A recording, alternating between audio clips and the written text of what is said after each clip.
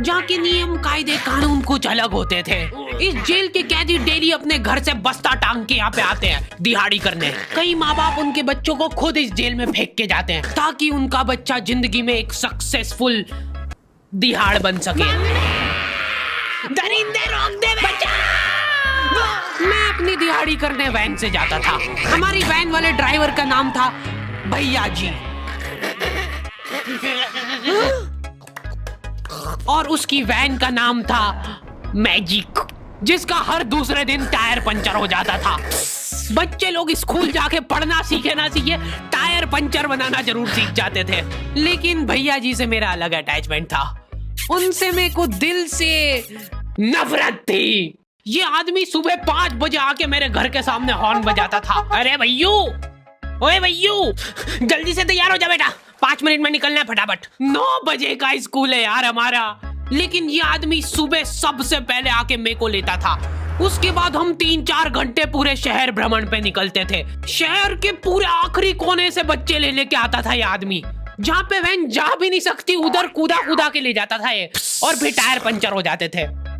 शाम पड़े वापस से हमको घर घर छोड़ के आता था ये। जिंदगी बर्बाद कर दी थी भैया जी ने मेरी। सबसे पहले लेते थे और सबसे आखिर में छोड़ते थे। लेकिन मैं फिर भी उसी वैन में जाता था क्योंकि चमेली भी हमारी वैन में आती थी। और बात यह है कि वो मेरे पास ही बैठती थी, मतलब मजबूरन। उसके पास और कोई ऑप्शन ही नहीं बचता था और मैं बचाता भी नहीं था। मैं घर पे जाते से जो 2-3 घंटे मेरे को सोने के लिए मिलते थे उसमें सोता नहीं था और मैं प्लानिंग करता था कि कैसे चमेली सिर्फ मेरे पास बैठे। चमेली सबसे आखिर में आती थी और मैं सबसे पहले सुनसान वैन में चढ़ के बस्ता अपने पास में रख के और फसर के सो जाता था। बाकी सारे बच्चे अपना बस्ता गोदी में रखते थे क्योंकि तुम्हारे बाप की वैन नहीं है, मतलब मेरे भी नहीं थी, पर मेरे ऊपर भैया जी को तरस आ जाता था कि बेचारा 5 बजे से आया है, तो वो सोने देते थे। अरे कैसे चला रहा है ये गाड़ी? रुक जा, गाड़ी चलाना नहीं आती क्या? देखो, आदमी इतना तभी चिढ़ता है जब उसकी जिंदगी में कोई लड़की ना हो। नहीं है ना? नहीं, मैं समझ सकता हूँ लड़की ना होने का दुख दर्द। मैं भी किसी जमाने में लड़कियों की तलाश में गली मोहल्ले भटकता था। फिर एक दिन मेरे पास से वो निकली, लेकिन मैं सोता नहीं था। मैं आंख बंद करके चमेली के घर का इंतजार करता था। तो क्योंकि चमेली आखिरी में आती थी तो वैन पूरी पैक पुक हो रखी होती थी, बच्चे बाहर उबल रहे होते थे और मैं अपना बस्ता पास में रख के एक्टिंग देखो एक्टिंग। और जैसे ही वो आती थी, हड़बड़ाना नहीं, ऐसे टाइम पे हड़बड़ाते नहीं है कि फटाफट बैग उठाया और आओ इधर बैठो जल्दी। मत करना ये हरकत, भाग जाएगी वो। ठरक नहीं झलकना चाहिए, जरा सिक भी, एकदम सटल रखना है। क्या हुआ? और कहीं जगह नहीं है क्या? तेरे मुंह में मूत दूंगा मैं। अच्छा ठीक है, इधर ही बैठ जाओ। देख रहे हो एक्टिंग, देखो तुम लौंडे की। ना जाने कौन सी नशीली खट्टी मीठी खुशबू लगा के आती थी चमेली। आज तक उसकी खुशबू है मेरी नाक में। मैं वो खुशबू का पूरा मजा ले ही रहा होता हूँ, इतने में एकदम भभका बास आती है कहाँ से। जैसे ही मैं बाहर झांकता हूँ, मरा हुआ कुत्ता पड़ा है वहाँ पे। एक काली कार सूख करके निकली और मेरे बच्चे को मार दिया। कैसे करके निकली? शूक। ऐसे नहीं निकली थी, मैं यहीं पे खड़ा था, वो कार आई थी और जैसे ही वो बच्चा नीचे आया तब वो खड़ा, वो बच्चा चिल्लाया और फिर कार करके भाग गई। उधर कुछ बच्चे ऑटो रिक्शा से भी आते थे स्कूल। ऐसा लगता था कि पूरे स्कूल के बच्चे इस एक ऑटो रिक्शा में ठूस ठूस के ले जाता है वो। ये ऑटो वाले और भैया जी दोस्त थे और अब ये बीच सड़क पे रेसिंग लगवा रहे। इनकी गाड़ियां उबला रही है बच्चों से, फिर भी नहीं मान रहे ये लोग। नहीं जीतूंगा। स्कूल जाके वो पीछे मुलट के देख रहा है तो एक बच्चा नहीं बचा उसके ऑटो रिक्शा में। हमारे भैया जी बेचारे पीछे से उनके गिरे हुए बच्चों को उठा उठा के ला रहे थे। ये सब हरकतें करके हम लोग जैसे तैसे कैद खाना पहुंच जाते हैं। सुबह 5 बजे से निकलने के बावजूद हम लोग लेट पहुंच रहे हैं वहाँ पे पहुंच के हमने देखा कि 4 लौंडे मरे हुए पड़े हैं जिनको डॉन ने मारा है। डॉन हमारे स्कूल की इंचार्ज थी। डॉन का कद छोटा था और पेट मोटा था और आश्चर्य की बात यह है कि समय के साथ उसकी हाइट कम हो रही थी। मतलब बड़े नहीं बड़े वो चलता है एक बार को, पर इसकी कम हो रही थी। डॉन बहुत स्ट्रगल करके कार से स्कूल आती थी खड़े होके, क्योंकि बैठ जाए तो उसको सामने की सड़क नहीं दिखती थी। वो अलग बात है, खड़े होके भी पूरा नहीं दिखता था। हर रोज 2-4 कुत्ते कुचलते हुए आती थी वो। फिर मेरे को समझ आया कि रास्ते में जो कुत्ते दिखे थे वो डॉन इस कैद खाने में छत पे बैठी रहती थी स्नाइपर लेके। कोई भी कैदी कुछ गलत गतिविधि करता हुआ दिखता था तो वहीं पे, मैडम इनकी लाश का क्या करना है? अरे ये तो आपको पता ही है। कहाँ रह गए थे यार झमू दीदी? फटाफट ये खून वून साफ करो। झमू दीदी बुलेट से स्कूल आते थे और ये अफवाह फैली हुई थी पूरे स्कूल में कि उनके घर पे मर्सिडीज भी है। लेकिन झमू दीदी हम्बल रहना पसंद करते हैं। ऐसा कहा जाता था कि ये स्कूल ऑन पेपर झमू दीदी के नाम पे ही है, पर वो हम्बल रहने के लिए यहाँ पे झाड़ू पोछा लगाती है। वैसे मैडम इन्होंने करा क्या था? गैर कानूनी पेन फाइट का सट्टा खेलते थे ये लोग क्लास में। उससे मेरे को प्रॉब्लम नहीं है, मेरे को क्यों नहीं? हाँ, हमारी क्लास में पेन फाइट का सट्टा चलता था। हमारे इधर जो लौंडा पेन फाइट में जीतता था सामने वाले का पेन उसका हो जाता था। कुछ बच्चे अपना सब कुछ दांव पे लगा देते थे और कर्जे में डूब जाते थे। फिर भी वो लोग हार नहीं मानते थे और अपने दोस्त से पेन उधार लेके खेलते थे और वापस हार जाते थे। तो अब क्लास में कुछ बच्चों के पास पोटला भर के पेन पड़ा है और कुछ बच्चों के पास पेन ही नहीं है।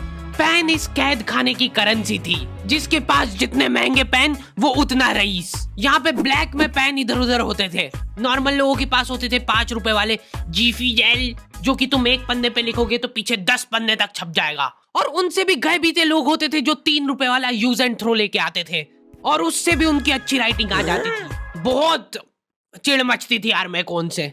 और कुछ चुनिंदा रईस लोग होते थे जिनके पास होता था ट्राइमैक्स। हर बच्चे का सपना होता था कि उसके पास एक ट्राइमैक्स हो, साथ में आसपास 2-4 लड़कियां हो। मेरे को प्लीज मेरे को यहाँ पे ऑटोग्राफ दे दो। ये लो ट्राइमैक्स किंग के। ये ट्राइमैक्स क्या बात कर रही है? सही में एकदम रईस लोग ही अफोर्ड कर पाते थे ट्राइमैक्स। वो बाबड़े भी एक एक अक्षर लिख के रिफिल खोल के देखते थे।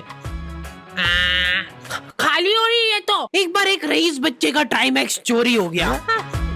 पूरे स्कूल में हाहू मच गई थी। वो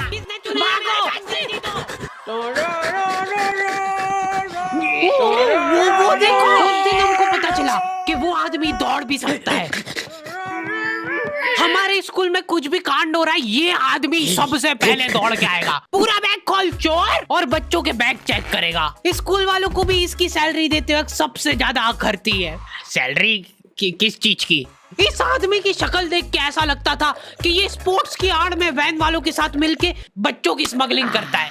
इस महान आदमी का नाम था भूषण। इसने अपनी जांग पे टैटू करा रखा था, भू अलग जांग पे, सड़ अलग जांग पे। सर कल से खो खो खेलने के लिए कितनी बजे आना है? वो तो बैग चेक करा पहले तू। इन्होंने पूरे कैद खाने के कैदियों को लाइन से खड़ा कर दिया है। पेन हमारी क्लास के बच्चे का गुमा है और पूरे स्कूल में ढूंढ रहे हैं लोग। आखिरी में पता चलता है कि वो बच्चा घर पे भूल के आ गया था उसका पेन। सॉरी बेटा, एक फेड में मुंह देगा।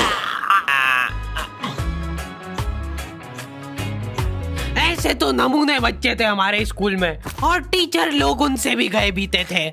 हमारे स्कूल में टीचरों को उनके नाम से कोई जानता ही नहीं है। बच्चों ने उनकी हरकतों के अनुसार टीचरों के नाम रखे हुए। हमारे इंग्लिश वाले टीचर का नाम था छोटा भीम।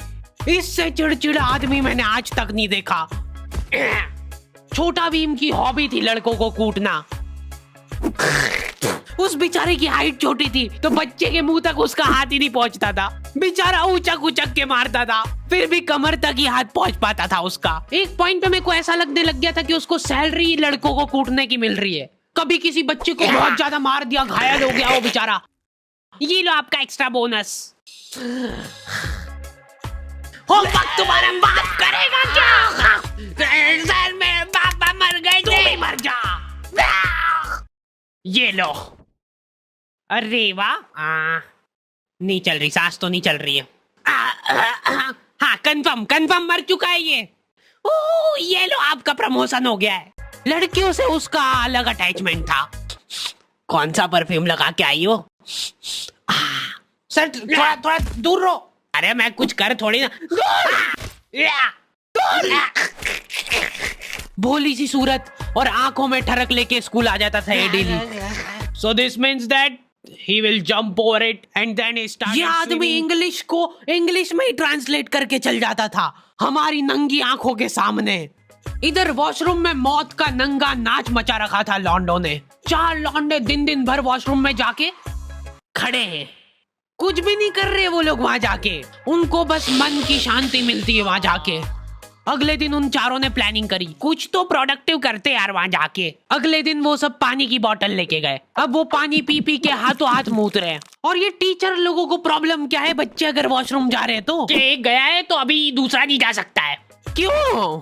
तुम्हारे घर की लेटरिन थोड़ी ना है वो कि एक टाइम पे एक जना यूज कर सकता है। मान लो वो 2 जने अगर वॉशरूम में मिल गए तो वो क्या कर लेंगे ज्यादा से ज्यादा? भाई यहाँ का बल्ब निकाल लेते हैं ना। हाँ निकाल लो, फीस भरी है अपन ने। लॉन्डो को ऐसा लग रहा है कि इन्होंने फीस भर के पूरा स्कूल खरीद लिया है। 10 लॉन्डे कॉरिडोर में छाती चौड़ी करके चल रहे हैं प्रिंसिपल के सामने। प्रिंसिपल को इग्नोर कर रहे हैं ये लोग। इनको ऐसा लग रहा है कि इन्होंने फीस भर दी है तो प्रिंसिपल इनके पैर पड़ेगी। उनमें से आधों ने फीस भरी भी नहीं है। हमारा स्कूल बिल्कुल सेफ नहीं था। हमारे वॉशरूम में चोरियां हो जाती थी यार। बल्ब चोरी करने के बाद सब लोग अंधेरे में मूत रहे एक दूसरे के जूते पे। उधर उधर कर। उसके बाद पूरे वॉशरूम में कुछ दिख नहीं रहा है चोरी करने का। तो ये लोग हाँ नल उखाड़ के ले गए। नल कौन ले जाता है? कभी वो मछली वाले साबुन चोरी हो जाते थे, कभी ये फिनाइल की सफेद गोली को माउथ फ्रेशनर समझ के खा जाते थे। भाई इसको चबा मत, इसको चूस, ज्यादा देर तक चलेगी ऐसे। ठंडक हो रही भाई, ठंडक।